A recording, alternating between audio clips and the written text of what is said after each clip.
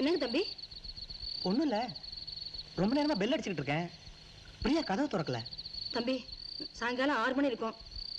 பிரியா பெட்டி எடுத்துக்கிட்டு வெளியே போனா. பெட்டியோட போனாளா? சரி, எங்கிட்ட ஆபீஸ்ல வேற சாவி இருக்கு, திறந்துக்கிறேன். என்னங்க சொல்ல வேண்டியதானே தாடிக்காரங்க ஓடி போனதே? அதான் உன் பொண்டாட்டி உன்னை வாங்குறா. இதெல்லாம் போய் வெளியே சொல்லிட்டு ஒரு நாளைக்கு தெரியத்தானே போகுது. உன் பொண்டாட்டி சினிமா பார்த்துட்டு வர நேரம் ஆச்சு, போய் சோத்த படிப்போ. தெரியும்.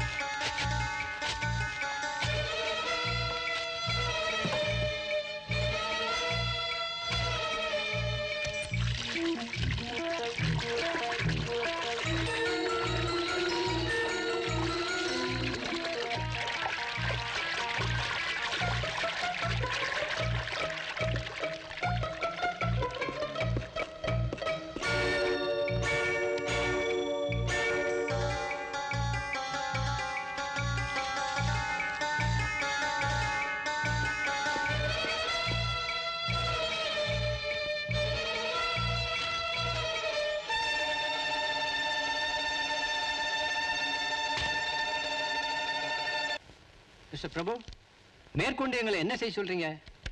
உங்க மனைவி தன் காலனோடு ஓடி போனதா தன் கைப்பட லெட்டர் எழுதி வச்சுட்டு போயிருக்காங்க. சார், நான் இதை எதிர்பார்க்கவே இல்லை சார். நான் அவளை எப்படிலாம் வச்சுக்கிட்டு இருந்தேன் சார். இன்ஃபேக்ட் அவன் மேல உயிரை வச்சுக்கிட்டு இருந்தேன் சார். உங்க மனைவியை தேடி கண்டுபிடிக்கணும்னா ஒரு ரிப்போர்ட் எழுதி கொடுங்க. சார், என் மனைவி இன்னொருத்தனோட ஓடி போயிட்டான்னு ரிப்போர்ட் கொடுக்க எனக்கு மனசு வரல சார். அவ இன்னொருத்தனோட வாழணும்னு ஆசைப்பட்டு இருந்தா நானே அவளை வழி அனுப்பி வச்சிருப்பேன் சார். என்னை பொறுத்த வரைக்கும் அவ ஓடி போயிருந்தாலும் அவளோட நினைவுகள் என்னை விட்டு போகல. இதை விளம்பரப்படுத்தி என்ன தலைகுனி வச்சிருக்காங்க சார், ப்ளீஸ். ஆமா, இவ்வளவு கௌரவம் பார்க்கற நீங்க போலீஸ் ஸ்டேஷன் வரைக்கும் ஏன் வந்தீங்க? சார், நான் அவளை முறைப்படி தொட்டு தாலி கட்டியவன், சட்டத்தையும் மதிக்கிறவன். முறைகள் முறை தவறும்போது அதை சட்டத்தை பாதுகாக்க வேண்டும் சொல்ல வேண்டியது என் கடமை. It's just for an information. மனைவி அமைவதெல்லாம் இறைவன் கொடுத்து வரணும்னு பெரியவங்க சொல்லுவாங்க.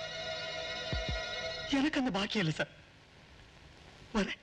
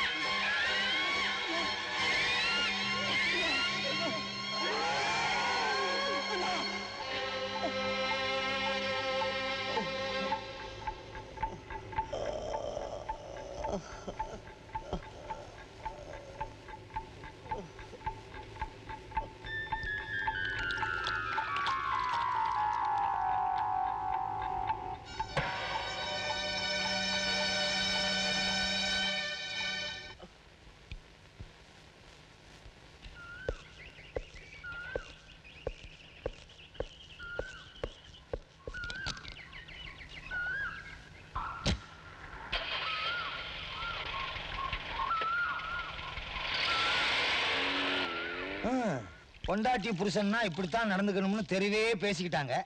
இப்ப தெருவே நாடுற அளவுக்கு நடந்துக்கிட்டாங்க. இந்த காலத்துல சில பொம்பளைகளை நம்பவே முடியாது. ஏங்க எனக்கு ஒரு சந்தேகம் அந்த ஆள் மேல. ஒருவேளை அந்த விஷயத்துல எஸ்கப்ஸா இருப்பானோ? உன் பொண்டாட்டியே சரியில்லை, அதை கவனியா. இவன் குடும்பமே சரியில்லை, இதுல அடுத்த குடும்பத்தை பத்தி பேச ஆரம்பிச்சுட்டான்.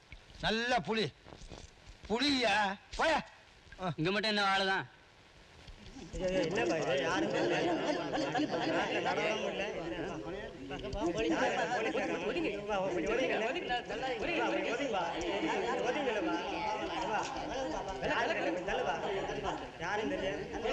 யாரும் தெரியலப்பா.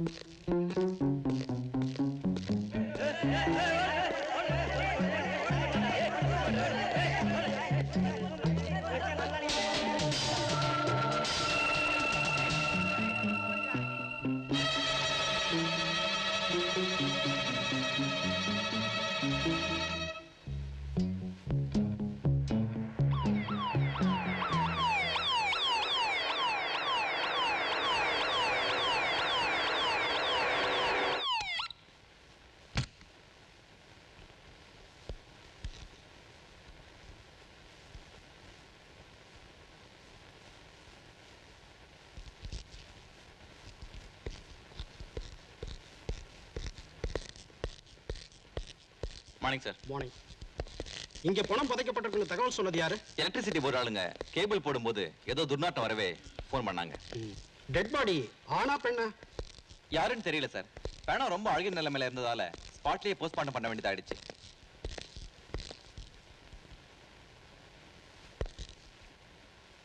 Please come. இறந்து போனது ஒரு பெண், வயது 20 இருக்கலாம். கழுத்து எலும்பு முறிக்கப்பட்டிருக்கு. பாடி இருக்கிற பொசிஷனை பார்க்கும்போது 20-25 நாளைக்கு முன்னால புதைச்சிருக்கலாம்னு தோணுது. பாடியை செக்அப் பண்ணதுல தடயம் ஏதாவது கிடைச்சதா? தடயம் எதுவும் இல்லாம பாடியை நிர்வாணமா போச்சிருக்காங்க. இந்த இடத்தை சுத்தி சோதனை போட்டோம், எந்த தடயமும் கிடைக்கல. இறந்து போன பொண்ணு யாருன்னு கண்டுபிடிக்கும். சமீபத்துல காணாம போனவங்க லிஸ்ட பாருங்க. சார், இந்த கேஸுக்கு ஒரு தடயம். இறந்து போன அந்த பொண்ணு வலது பக்கத்துல சொத்தப்பல்ல எடுத்துட்டு தங்கப்பல் ஒண்ணு கட்டியிருக்காங்க. இந்த கேஸுக்கு அது நமக்கு உதவியா இருக்கலாம் இல்லையா? மிஸ்டர் நாசர், தங்கப்பல்ல குறிப்பிட்ட ஒரு சிலர் தான் கட்டியிருப்பாங்க. சிட்டியில் இருக்கிற பல் டாக்டர் கிட்ட விசாரிச்சு அந்த லிஸ்ட்டை தயார் பண்ணுங்க. அதுல இருந்து கொலை செய்யப்பட்டது யாருங்கிறத நாம கண்டுபிடிச்சிடலாம். Yes sir. இறந்தது யாருன்றதை கண்டுபிடிச்சோம்னா குற்றவாளியை ஈஸியா கண்டுபிடிக்கலாம். Okay sir.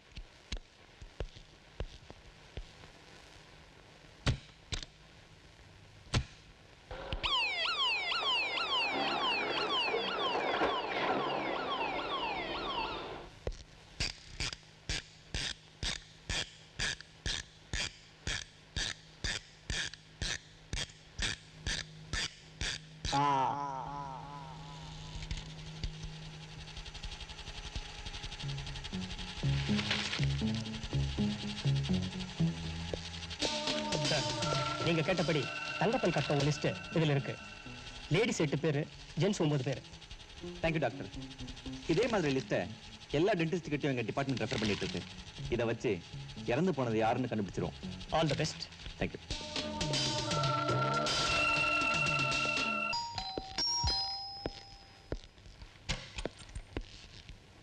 Mister Prabhu. Yes. Hello, inspector Nasser. Please to meet you. வாங்க. உங்க வைஃப் பிரியா விஷயமா கண்டுபிடிச்சிங்களா சார்? எப்படி சார் இருக்கா? எங்க சார் இருக்கா? மிஸ்டர் பிரபு, அவங்க கொலை செய்யப்பட்டிருக்காங்க. சார், நீங்க சொல்றது உண்மையா? இல்ல சார், என் பிரியா சாகல. சத்தியமா செத்தது என் பிரியாவா இருக்கா சார்? அவ தன் காதலோட விருப்பப்பட்டு ஓடி போயிட்டா சார். இருக்காது சார், சத்தியமா இருக்காது சார். இறந்து போனது உங்க மனைவி பிரியாதான். கொலை செய்யப்பட்டு புதைக்கப்பட்டிருக்காங்க. பணம் அழுகிய நிலைமையில் இருந்ததால யாருன்னு கண்டுபிடிக்க முடியல. கடைசியில எங்களுக்கு அவங்க கட்டிருந்த தங்கப்பல் தான் தடயமா கிடைச்சது. அதை வச்சுதான் உங்க மனைவின்னு ஒரு முடிவுக்கு வந்தோம். எதுக்கும் நீங்களும் ஒரு இடம் வந்து பாடியை வெரிஃபை பண்ணா எங்களுக்கு உதவியா இருக்கும். அது மட்டும் இல்ல, இன்வெஸ்டிகேட் பண்ணதுல கொலை செஞ்சுட்டு ரொம்ப சாமர்த்தியமா எந்த தடயமும் இல்லாம பாடியை புதைச்சிருக்காங்க. குற்றவாளியை கண்டுபிடிக்கத்தான் விசாரணை நடத்திக்கிட்டு இருக்கோம். கூடிய சீக்கிரம் குற்றவாளியை கண்டுபிடிச்சிருவோம். கண்டுபிடிச்சா மட்டும் செத்த என் பிரியா திரும்பி வந்துடலாம் சார். ரிலாக்ஸ் மிஸ்டர் பிரபு, உங்க வீட்டை கொஞ்சம் சோதனை போடணும். கொலை சம்பந்தமா எதனா தடயம் கிடைக்கலாம் இல்லையா? Carry on sir.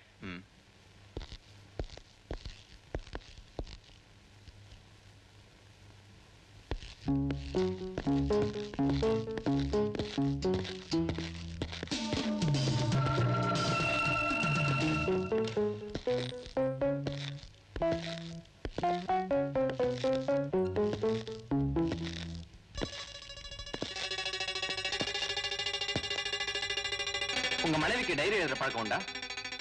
இல்ல சார். வீட்டை ரொம்ப கருணையத்தோட வச்சிருக்கீங்க. அந்த பெருமையெல்லாம் என் பிரியாவை தான் சார் சேரும். உங்களுக்கும் பிரியாவும் கல்யாணம் ஆகி எத்தனை நாள் ஆகுது? 6 மாசம் ஆகுது.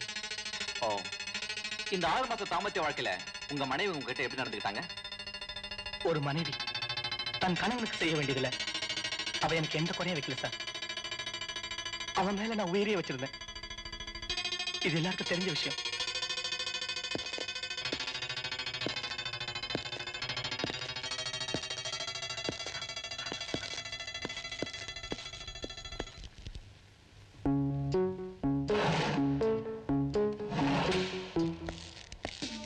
மிஸ்டர் பிரபு, உங்க மனைவி காணாம போய் எவ்வளவு நாள் ஆகுது?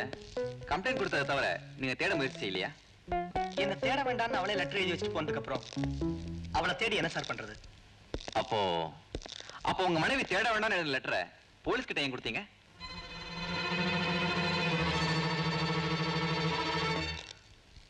It is just for an information. நான் முறைப்படி என்ன செய்யணுமோ அதை தான் செஞ்சேன். என் பிரியா இல்லாத வாழ்க்கைய என்னால நினைச்சு கூட பார்க்க முடியல. கல்யாணம் ஆனதுல இருந்து உங்க மனைவி கிட்ட நீங்க பழகின முறையில அவங்க மேல எதுவும் சந்தேகம் வரலையா? சந்தேகப்படும்படி அவன் நடந்துக்கல சார். திட்டம் போட்டு என்னை ஏமாத்தி இருக்கா. அவ விரும்புறவ யாருன்னு தெரிஞ்சிருந்தா நானே அவனோட சேர்த்து வச்சிருப்பேன். அவ கொலை செய்யப்பட்டாங்கிறத இப்ப கூட என்னால நம்ப முடியல சார். என் பிரியா இல்லாத வாழ்க்கைய என்னால நினைச்சு கூட பார்க்க முடியல சார்.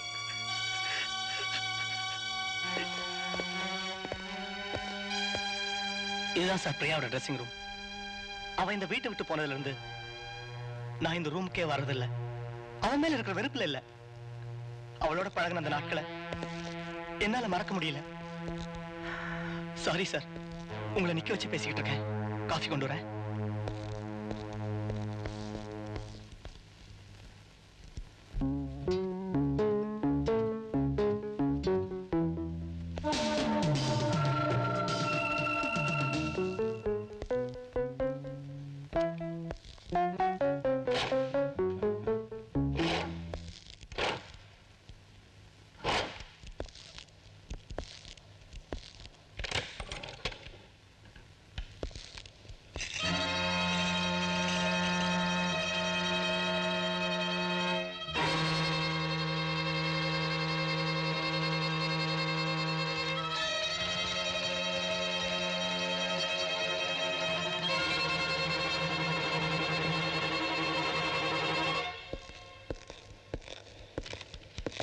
முரளி எழுதின லெட்டர் உங்க மனைவிக்கு. Letter sir? அவங்களுக்குள்ள லெட்டர் கரஸ்பாண்டன்ட் இருக்கும்னு நான் கொஞ்சம் கூட எதிர்பார்க்கல.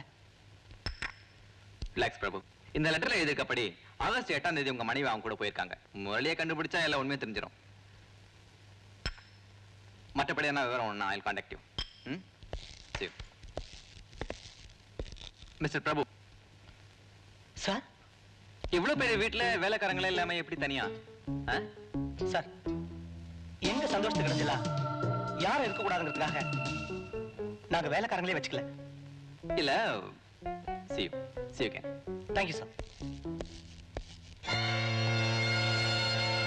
சார், தங்கப்பல் லிஸ்ட்டை வச்சு என்கொயரி பண்ணதுல கொலை செய்யப்பட்ட பெண் பிரியாங்கிறது தெரிஞ்சது. அவ வீட்டை சோதனை போட்டதுல அவ காதல் எழுதின ஒரு லெட்டர் கிடைச்சது. ஆகஸ்ட் 8ஆம் தேதி வீட்டை விட்டு போயிருக்காங்க. பிரபு வந்தப்போ வீடு பூட்டி இருந்திருக்கு. அக்கம் பக்கத்துல விசாரிச்சிருக்காரு. பிரியா யார் கூட வெளியில போயிருக்கதா சொல்லியிருக்காங்க. அதனால தங்கிட்ட இருந்த வேற சாவினால திறந்து வீட்டுக்குள்ள போயிருக்காரு. அவர் மனைவி தன் காதலனோட வீட்டை விட்டு வெளில போற விஷயத்தை கடிதத்துல எழுதினதை பார்த்து சட்டப்படி அந்த கடிதத்தை போலீஸ்ல கொடுத்து கம்ப்ளைண்ட்டும் கொடுத்திருக்காரு. ஆகஸ்ட் 8ஆம் தேதி வீட்டை விட்டு போன பிரியா எப்படி போனா, யாரோட போனாங்கிறத விசாரிச்சு பாருங்க. Okay sir.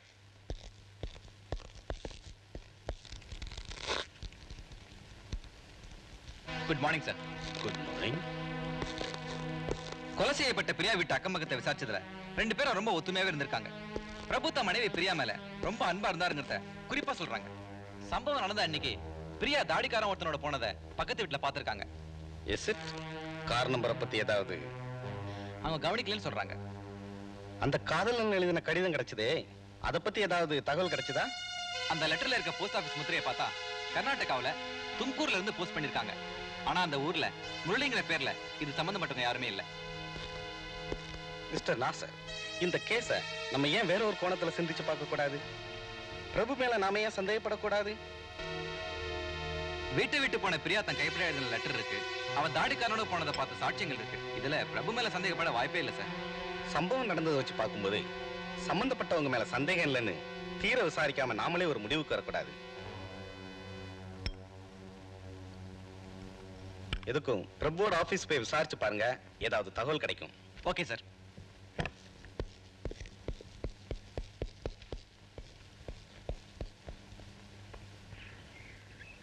உங்க முதலாளி மிஸ்டர் பிரபுவை பத்தி நீங்க என்ன நினைக்கிறீங்க? ரொம்ப நல்லவர் சார். அவர் மாதிரி ஒரு முதலாளி கிட்ட ஒர்க் பண்றது நாங்கள் எல்லாம் ரொம்ப கொடுத்து வச்சிருக்கோம் சார். அவருக்கும் அவர் மனைவி பிரியாவுக்கும் உள்ள அண்டர்ஸ்டாண்டிங் எப்படி? அவர் வைஃப் மேல உயிரையே வச்சிருந்தாரு சார். ஆபீஸுக்கு வந்தது முதல் வேலையா வீட்டுக்கு போன் பண்ணி பேசிட்டு தான் சார் மறு வேலையே பாப்பாரு. இந்த காலத்துல வீட்டை விட்டு வெளியே வந்தா பொண்டாட்டிய மறந்துட்டு தான் சார் மறு வேலையே பாக்குறாங்க. ஆனா அவர் வைஃப் பிரியா அவருக்கு செய்த துரோகத்தை நினைச்சாதான். ஆமா, அவர் ஒய்ஃப் இருந்தா அந்த சொத்தெல்லாம் அவருக்கு தானே சேரும். ஆமா சார், சொத்தை விட மனைவி பிரியா மேலதான் உயிரையே வச்சிருந்தார். அதை எப்படி அவ்வளவு உறுதியா சொல்றீங்க? ஆபீஸ் செக்கில எல்லாம் பிரியாமா தான் கையெழுத்து போடுவாங்க. அப்படி பல தடவை போடும்போது இனிமே எல்லா பொறுப்புகளையும் நீங்களே எடுத்துக்குங்கன்னு அந்த அம்மா சொன்னாங்க. ஆனா எங்க முதலாளி தான் முடியாதுன்னு சொல்லிட்டாரு. Okay, welcome sir. தேவைப்பட்ட வந்து பாக்குறேன்.